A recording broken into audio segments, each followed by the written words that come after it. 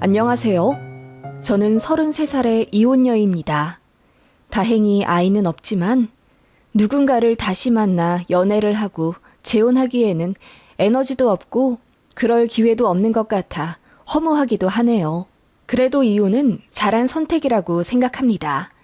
남편과는 제 나이 30살 되던 해 결혼했어요. 1년 반 만에 이혼했고요. 시어머니 때문에 이혼했지만 어찌되었건 저를 보호해주지 않은 건 제 남편이었으니까요. 저는 치위생사였습니다. 집에 돈도 별로 없었어요. 아버지가 40대에 위암 수술 한 번 하신 이후로 회사를 관두셨고 엄마가 생계를 책임져 주셨는데 그렇게 살다 보니 집에 여유가 없었습니다. 공부 잘하던 언니도 인서울 사립대 입학 포기하고 그냥 집 근처 전문대 들어가 21살부터 취직해 일했어요. 그나마 언니도 하던 일이 잘 풀려 돈을 좀 벌기 시작했고 저 20대 후반쯤 되어 저희 본가가 20평대 자가 아파트에 입주하게 되었어요.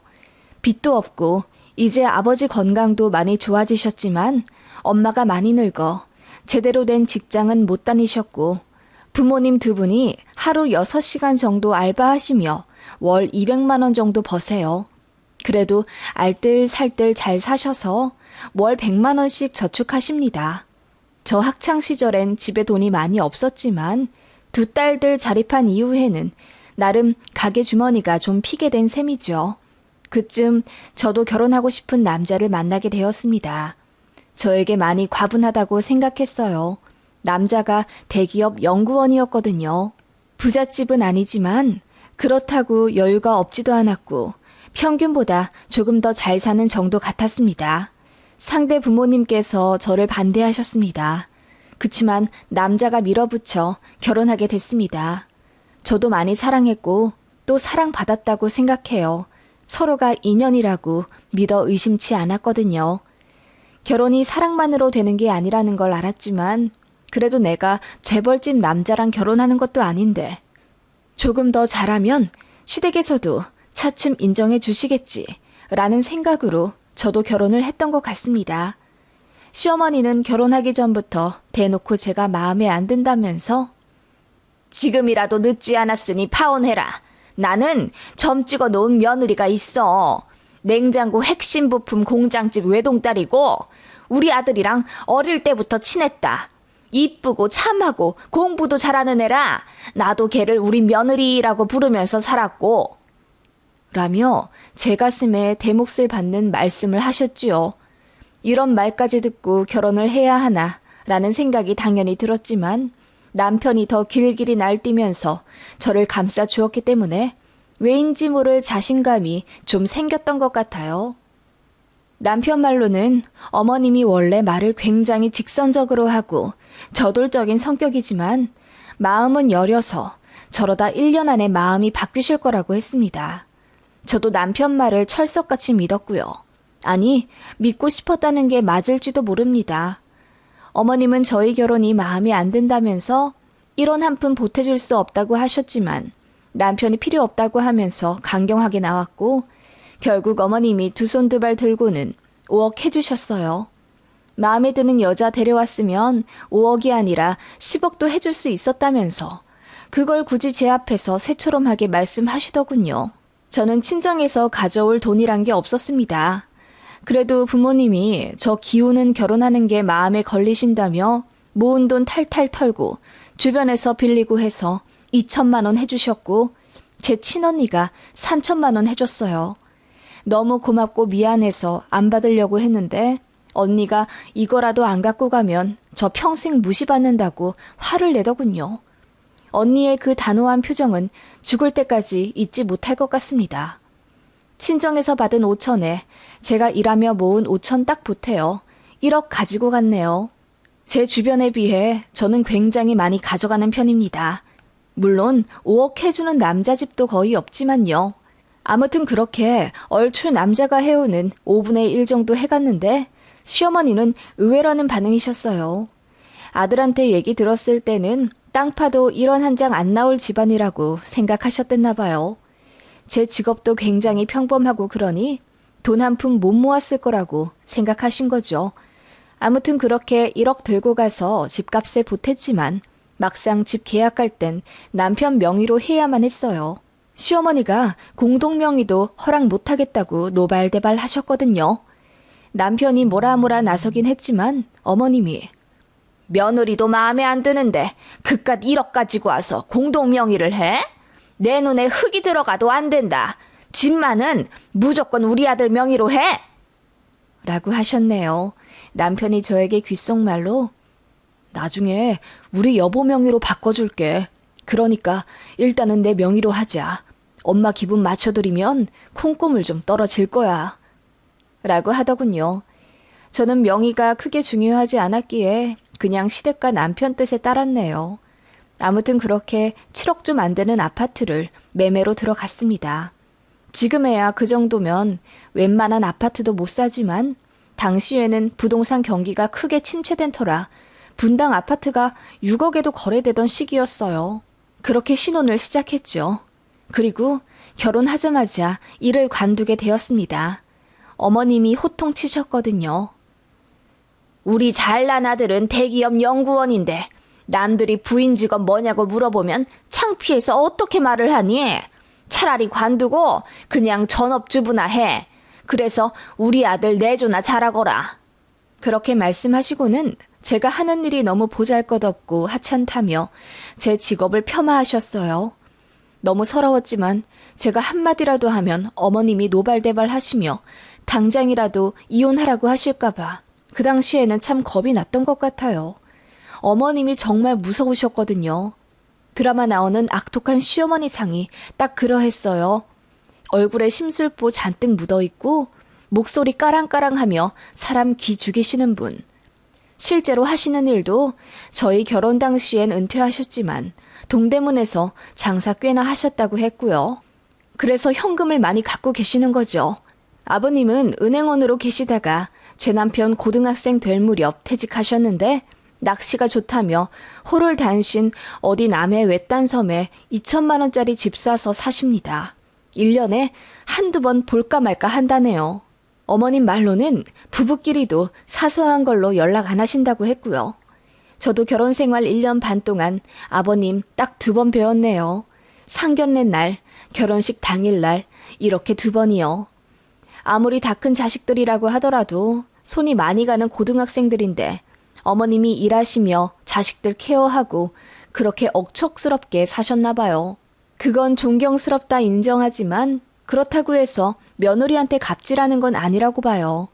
하지만 어머님은 아들 잘된 게 다 본인 덕이라고 하시며 툭하면 저에게 나한테 고마워해라.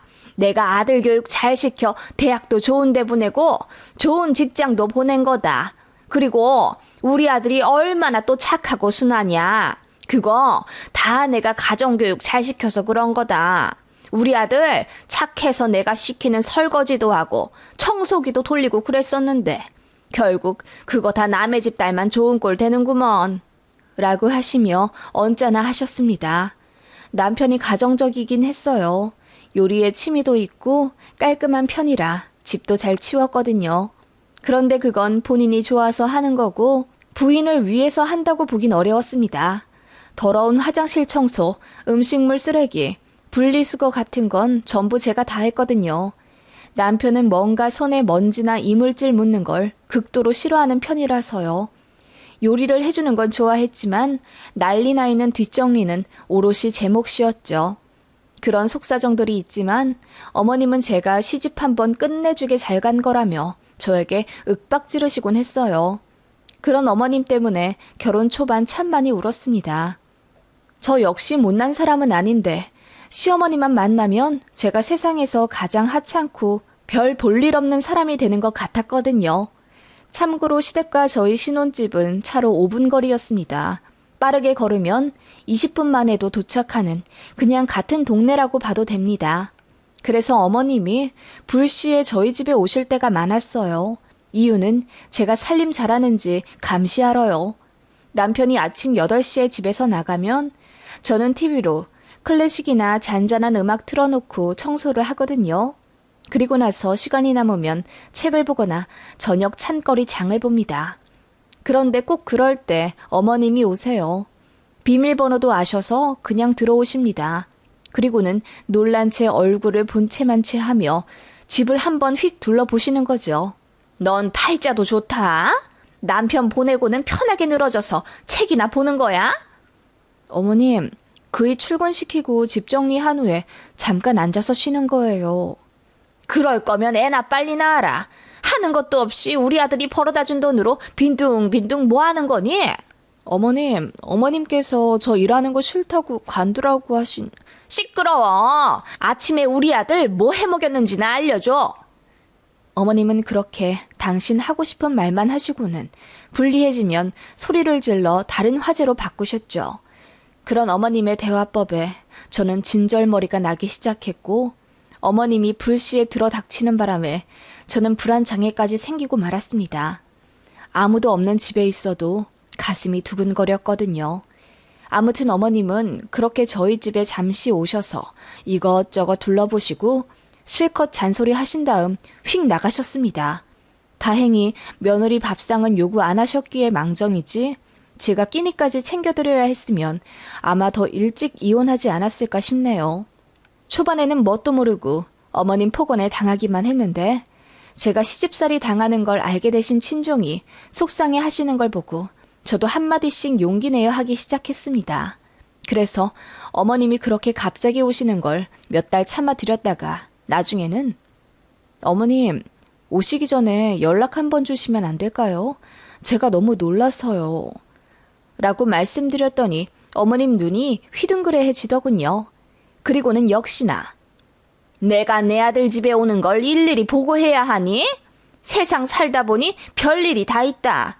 내가 이렇게 자주 찾아오려고 일부러 우리 집 옆으로 니네 신혼집 잡은 거야. 이 집 살 때 쥐꼬리만큼 보탰으면서 넌 뭐가 그렇게 당당하니? 지금도 우리 아들이 번 돈으로 먹고 자고 하고 있잖아. 라고 하시며 노발대발 하시더군요. 그리고 나서는 남편에게 연락하셔서 제가 눈 똑바로 뜨고 대들었다고 이간질 하시더군요. 그래서 한번 싸웠어요. 남편이 퇴근하고서 저에게 진지한 얼굴로 묻더군요. 혹시 우리 엄마한테 대들었어? 엄마가 찾아오는 거 싫다고 소리 질렀다면서? 소리? 내가 어머님께 소리를 질렀다고? 내가 그럴 리가 있겠어? 그냥 이제 오실 때 연락 한번 주시면 안 되겠냐고 했어. 그러면 나도 마음의 준비를 할 수 있으니까. 엄마인데 뭐 어때?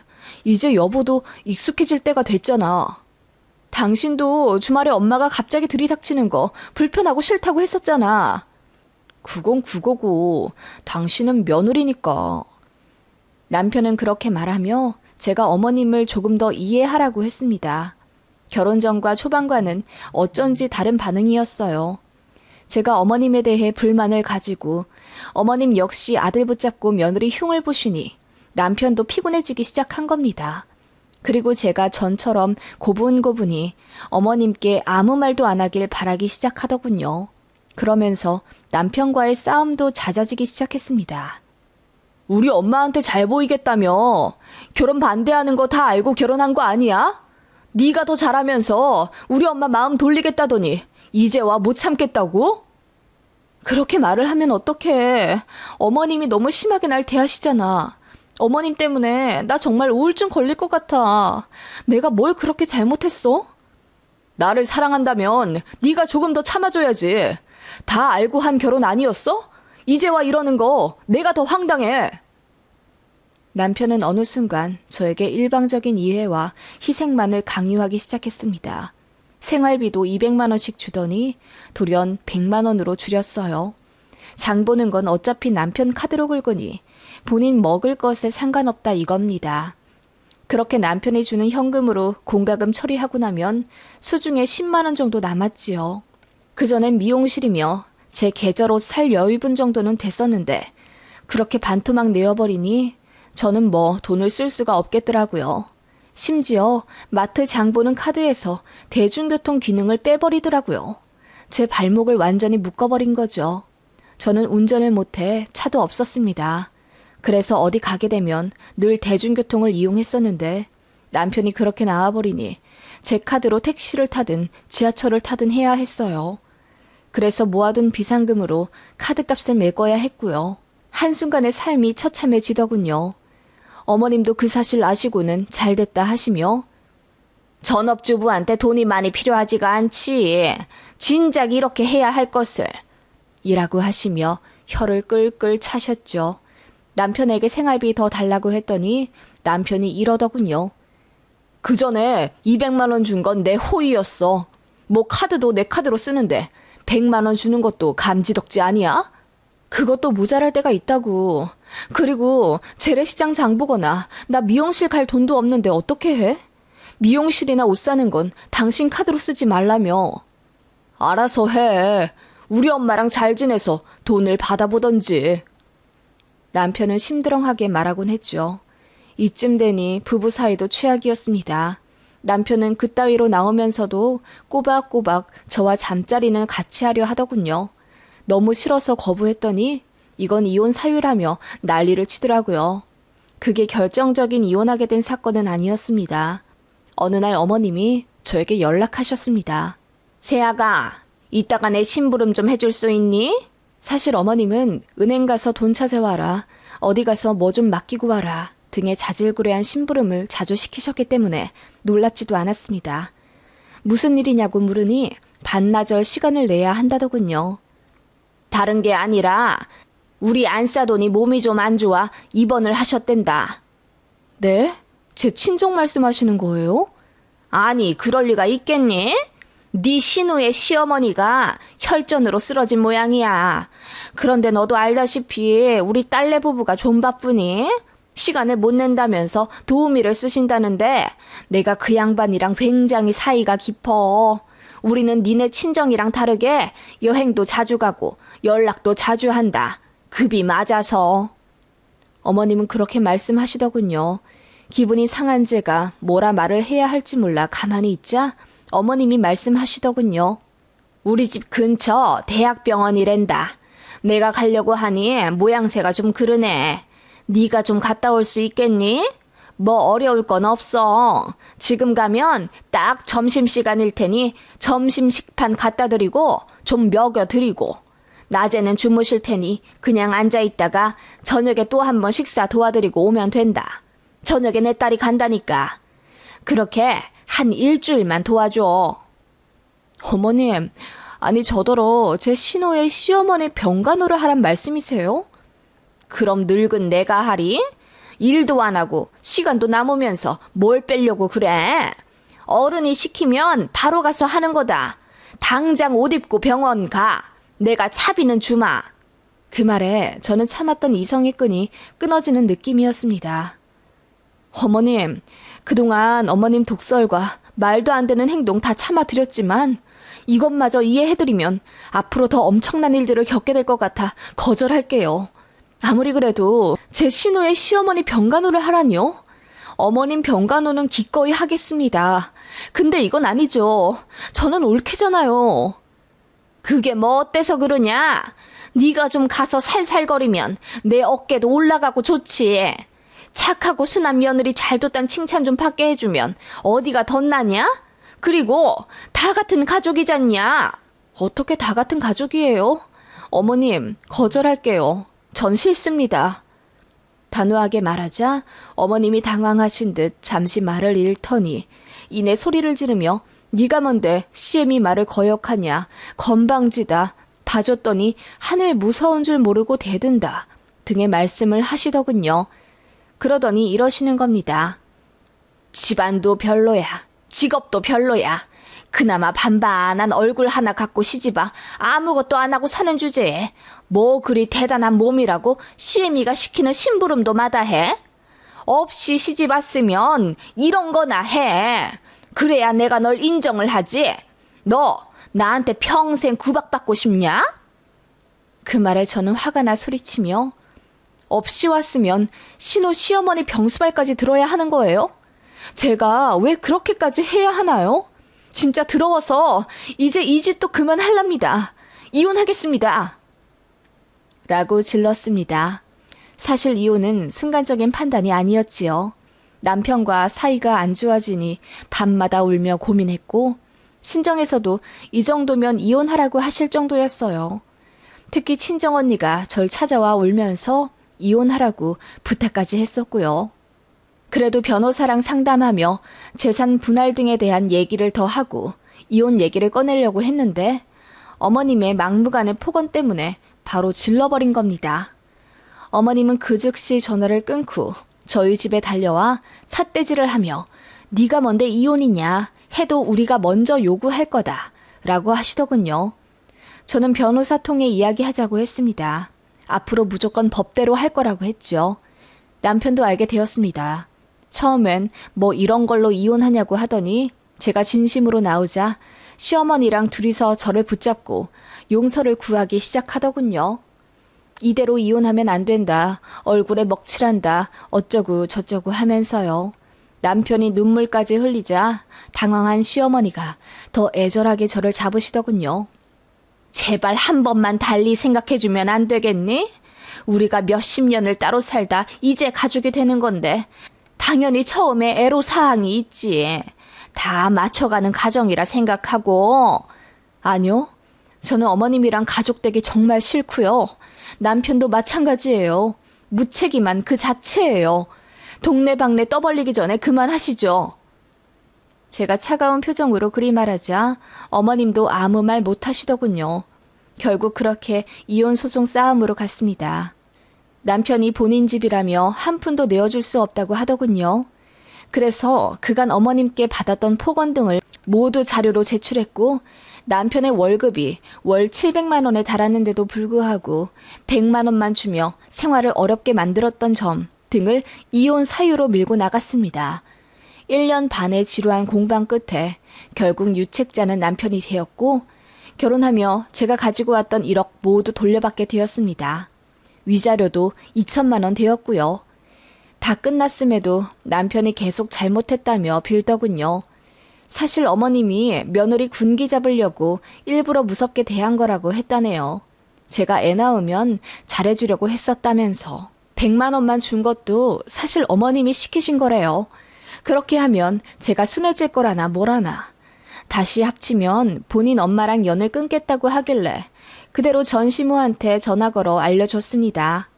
당신 아들이 나랑 다시 합치자고 하는데 그 조건으로 평생 헌신했던 엄마를 버린다고 했다고요. 그러자 전시모가 기절할 듯이 놀라며 울더군요.